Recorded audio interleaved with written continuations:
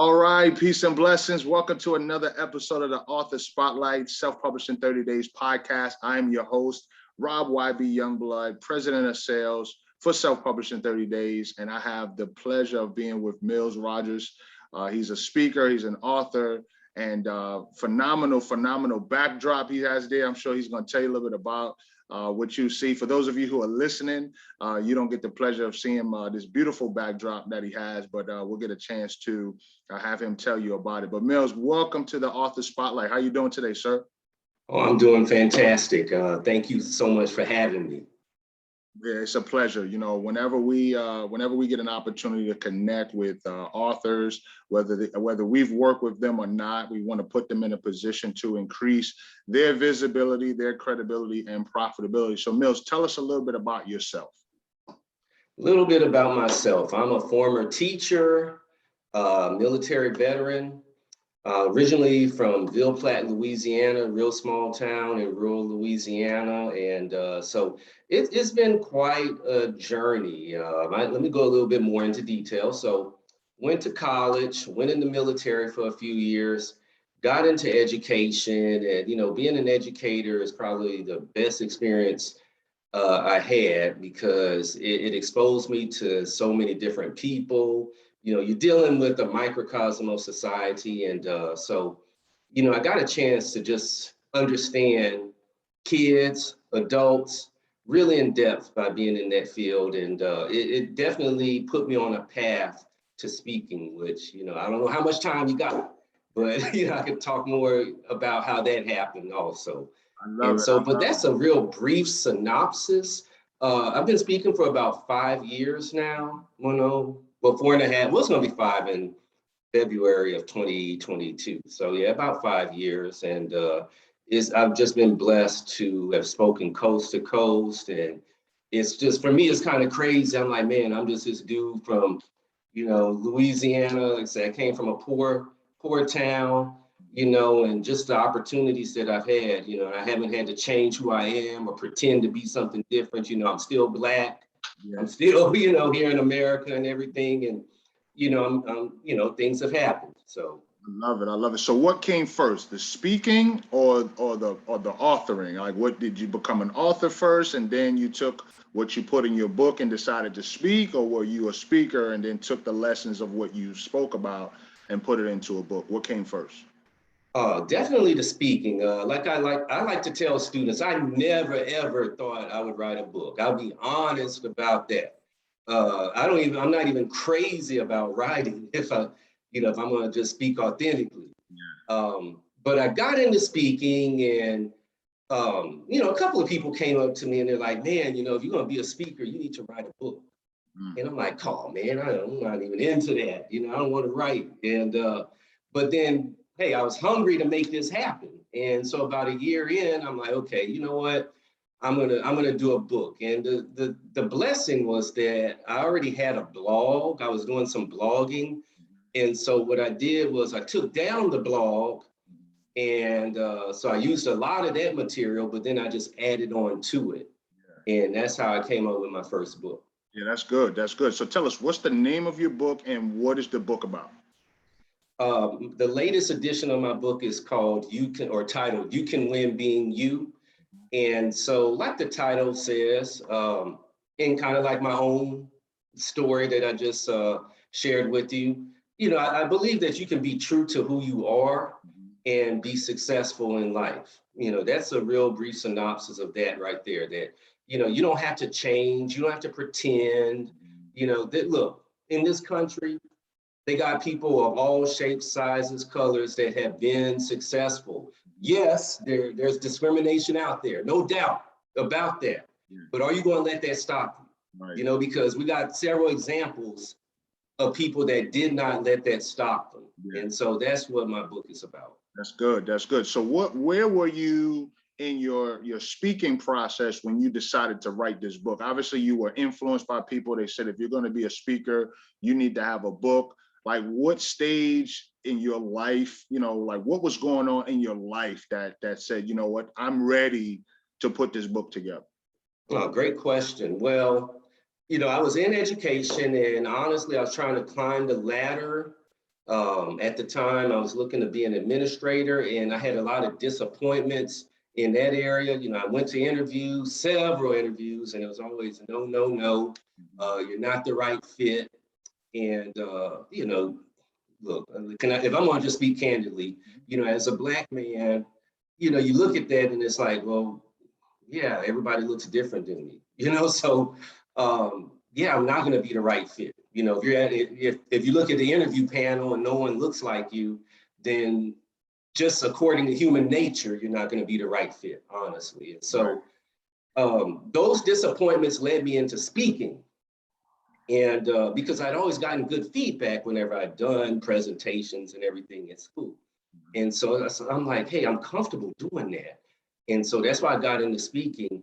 But like I said, about a year or so in, as far as the book is concerned, it was just like, hey, you know what? I know I can make this work. You know, I know I'm a good speaker, but a book will add more credibility to me as a speaker. You know, they always say you got to present yourself as an expert. And so a book makes you an expert because hardly anybody's written a book.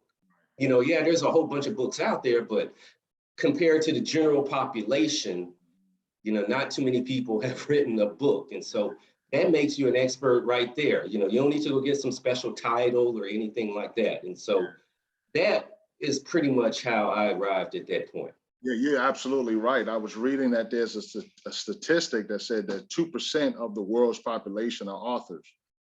So if you take about 8 billion people, 2% of that is a little over 400,000. So that's like a little, you know, more than the population of the United States, which is still just a scratch on the scratch of the surface, right? And so you're exactly right.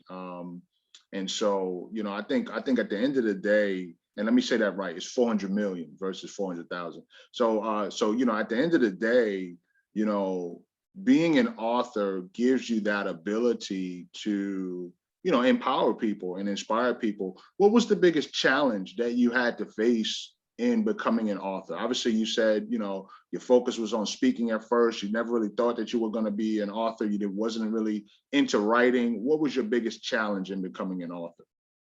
Hey, that right there, you know, I wasn't into writing. And so it's just, you know, but the great thing is, and this is what I like to, you know, especially tell students, like I had the skill to do it. That is why school is so important, because you don't know where life is going to take you. And so, you know, actually writing it out, the thing was, you know, I was pretty motivated to do it. So I got it knocked out pretty quickly.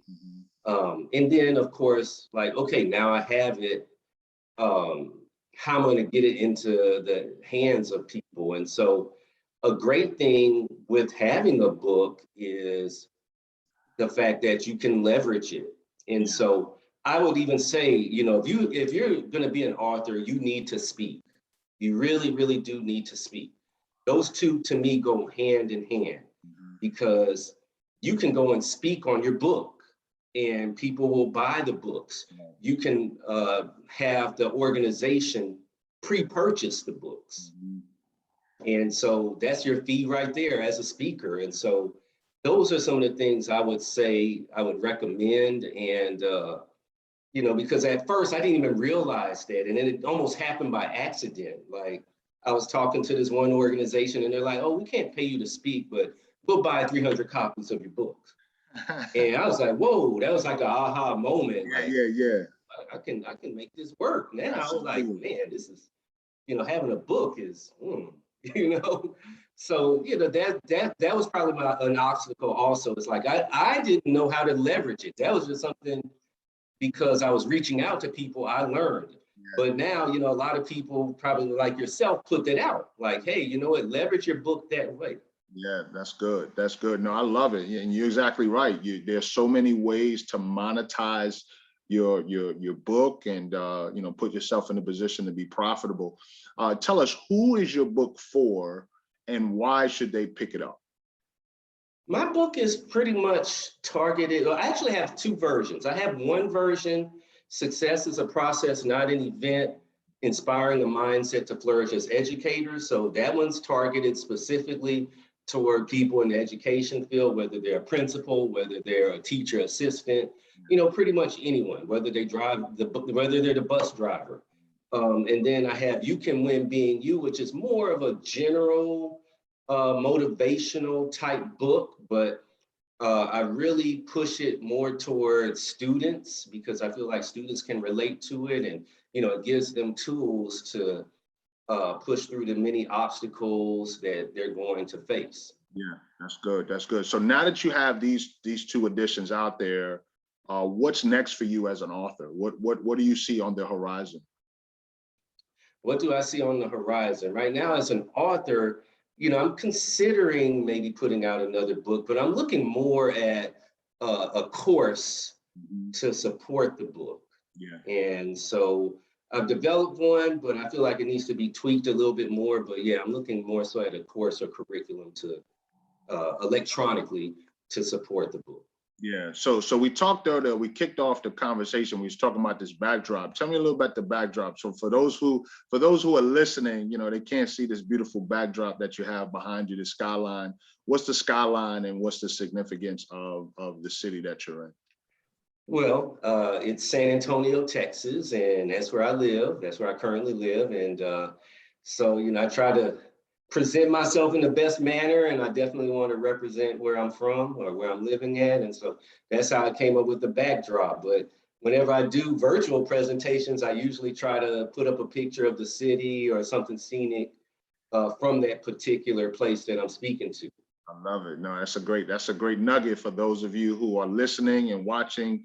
If you want to relate to your audience, either put up a backdrop of that city or represent the city that you're located. So as we land the plane, Mills, tell us what would be one big lesson that you would share to aspiring authors, right? So obviously we're self-published in 30 days. We support aspiring authors who want to become self-published and those who may have already published that want to go ahead and put out future works. But what would your advice be to authors that want to go the route of becoming self-published or just becoming an author in general? What are some tips that you would recommend? I would recommend, I know a lot of times people get overwhelmed with the idea of, putting a book together in a certain amount of time. And so, like I said, I did blogging. And so I would encourage that, because you're doing it in bits and pieces. And it's really easy once it's done just to take things off of it and organize it. And as opposed to, I know sometimes I've seen people sit and say, okay, I'm going to do a book in 2 months, and it's hard for them to stay consistent to it. So that's the thing, whatever can enable you to stay consistent to writing your book, I would encourage you to do, have a schedule, and that's why I say a blog, I think is great because a lot of times you're doing it on a certain schedule. Yeah. And so whatever you're going to do, whatever way you're going to approach it, make sure that you have it built in to your schedule and that you have a realistic deadline to have it done. And so those are some of the things I would say would help, potential authors get their works done. Excellent. 2 last questions for you. So if my team and I had a budget to send you anywhere in the world to write your next book, right? Anywhere in the world, where would you go? What city, what country would you go to write your next best-selling book? What city, what country to write my next book? I mean, I actually just went out to Los Angeles for the first time last week. Okay. And I loved it out there. I loved the vibe and the weather and everything. So I think I want to go back. I want to go back and be on the beach, close to the beach, and just kind of a real outdoorsy place. And so, yeah, I think I want to go back to, Los Angeles, more specifically Manhattan Beach. Okay, very good, very good, very good, very good. So last question for you, where can people find your book? Give us the title once again, and where can people find your books? The title of my book books. The first one is You Can Win Being You. It's on Amazon that you can order it from directly. Amazon Prime, they'll get it to you pretty quickly. Also, Success is a Process, Not an Event. Inspiring a Mindset to Flourish as an Educator. It's also on Amazon. You can also visit my website, successisaprocess.net and learn more about what I offer. And you can also follow me on social media at Rodgers Speaks. So those are all some options to either purchase my products or learn more about me. It's awesome. We've had a great opportunity to connect with you, Mills. Thank you so much for gracing us with your time. Definitely follow Mills Rodgers. We're connected. He and I are connected on LinkedIn. And so I think that's a great place to start. Visit his website and show him some support. Remember, be encouraged, be blessed, but most of all, continue to walk in faith and give your gift away, because your gift will make room for you. We'll talk soon. See you next time.